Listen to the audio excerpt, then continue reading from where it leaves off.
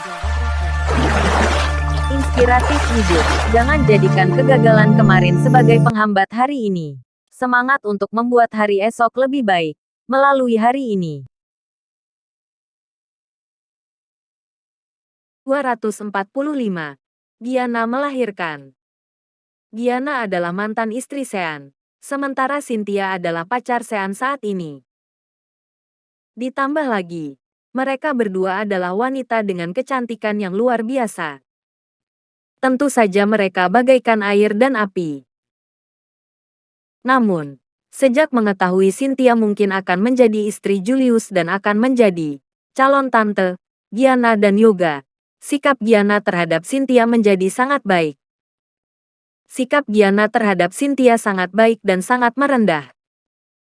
Dia bahkan memanggilnya Kak Cynthia, jadi Cynthia tidak ingin bersikap terlalu pelit. Cynthia berkata, "Boleh. Aku tidak akan cemburu. Dia ayah dari anak itu, jadi ini juga sudah kewajibannya." "Terima kasih, Nona Cynthia." Giana menutup telepon, lalu tersenyum dan berkata pada Sean, "Dia setuju.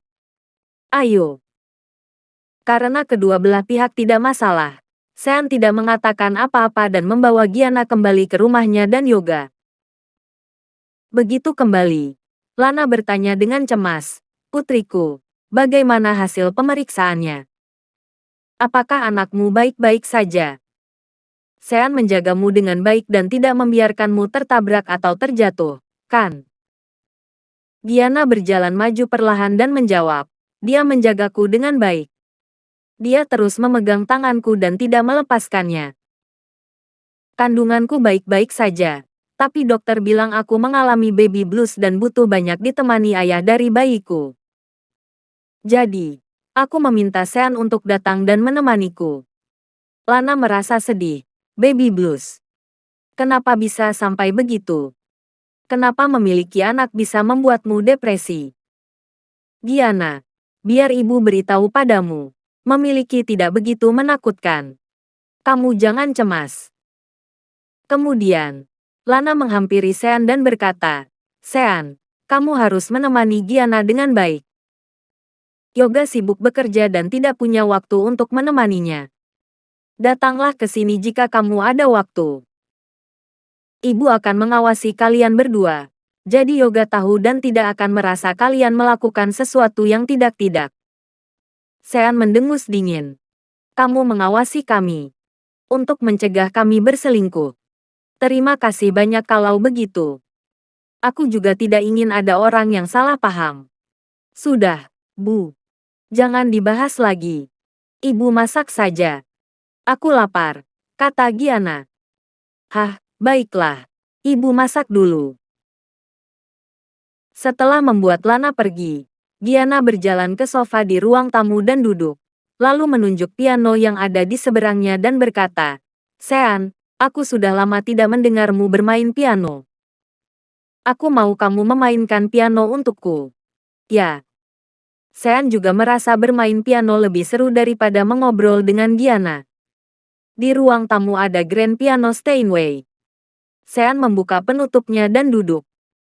"Aku ingin mendengarmu memainkan 1000 alasan untuk tersakiti." Giana berkata dengan penuh semangat. Tiba-tiba Giana teringat malam itu, ketika dia pergi ke konser dengan Cahyadi, tetapi malah bertemu Sean dan Cynthia. Sementara, setelah Cahyadi berhasil melamarnya, Sean yang cemburu memainkan dan menyanyikan lagu ini di panggung di depan puluhan ribu orang dengan sedih dan patah hati. Giana benar-benar sangat menyukai momen itu, karena Sean saat itu mencintai Giana. Ditambah lagi, rasa cintanya benar-benar mendalam. Namun, sekarang Sean semakin dingin terhadap Giana. Giana bisa memilih untuk tidak bersama Sean, tetapi dia harus membuat Sean selalu tetap menyukainya. "Tidak bisa," Sean menjawab dengan singkat. "Kamu." Giana sangat marah sehingga ingin melompat bangun dari duduknya. "Di depan puluhan ribu orang, kamu memainkannya begitu saja hingga membuat pesona penyanyinya saja kalah darimu. Tapi, sekarang kamu bilang kamu tidak bisa memainkannya. Giana berkompromi. Kalau begitu mainkan. Tak lagi cinta. Dari ada band saja. Lagi-lagi lagu patah hati. Tidak bisa. Jawab Sean lagi. Lagu Rihanna yang berjudul Work bisa, kan? Atau Soul Mate dari Kahitna. Sean tetap menjawab. Tidak bisa juga. Giana Sa Productions. Kamu sengaja, kan? Siapa lagi yang lebih familiar dengan lagu-lagu ini daripada kamu? Kamu bahkan bisa memainkannya dengan mata tertutup. Sean berkata dengan dingin. Aku sudah melupakan semua lagu ini. Sejak Giana mengkhianatinya lagi, Sean tidak pernah mendengarkan lagu-lagu ini ataupun memainkannya lagi. Kalau begitu, mainkan apapun yang kamu mau. Giana sangat kesal. Dia masih ingin Sean memainkan lagu-lagu mereka berdua di masa lalu sambil sekalian mengenang indahnya masa lalu. Namun, Giana segera tersadar bahwa Sean tidak perlu memainkan lagu-lagu masa lalu itu. Asalkan Sean yang memainkannya dan asalkan Sean ada di sisinya, lagu apapun yang dimainkannya dapat membuat Giana mabuk kepayang. Semuanya dapat membuatnya mengenang keindahan masa lalu. Sean memainkan lagu yang baru didengarnya baru-baru ini, Revolutions oleh Chapo Productions. Di luar jendela, malam berangsur-angsur semakin larut. Sementara di ruang tamu, lampu-lampu di pohon Natal berkedip-kedip. Sean memainkan tuts dengan kedua tangannya. Alunan melodi yang indah begitu menyembuhkan dan membuat orang yang mendengarnya merasa tenang. Dalam waktu kurang dari 1 menit, Giana yang sudah lama menderita insomnia akhirnya tertidur saat mendengarkan alunan permainan piano Sean. Setelah beberapa saat, Lana keluar setelah selesai memasak. Ketika melihat Giana dengan perut besarnya tertidur di sofa, Lana tersenyum bahagia.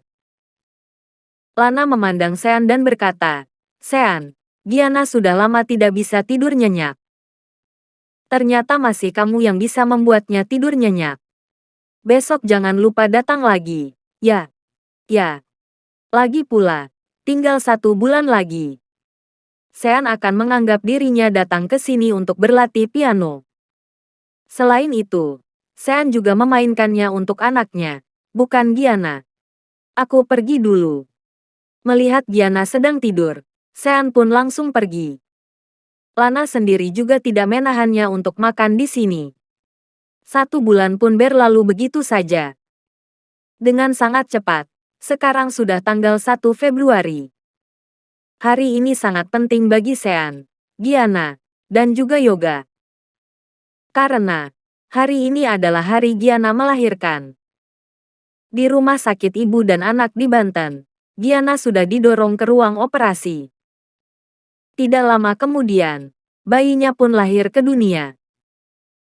Di rumah sakit, Yoga dan Fendi, termasuk orang tua mereka, juga Jayadi dan Lana, semuanya menunggu di luar ruang bersalin.